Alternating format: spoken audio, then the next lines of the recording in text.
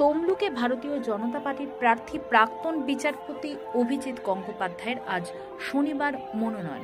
সেই উদ্দেশ্যে তমলুক রাজময়দান থেকে নিমতলিতে জেলা শাসক করে শোভাযাত্রা করে যাওয়ার সময় হসপিটাল মোড়ে চাকরিহারা শিক্ষকদের সমর্থনে তৃণমূল প্রাথমিক ও মাধ্যমিক শিক্ষা সংগঠনের অনশন মঞ্চের পাশ দিয়ে যাওয়ার সময় দুই পক্ষের কর্মী সমর্থকদের মধ্যে বাদানুবাদ শুরু হয়। বিজেপির কর্মী সমর্থকদের সঙ্গে পুলিশের ধস্তাধস্তি শুরু হয় বলেও জানা গেছে। দেখুন বিস্তারিত।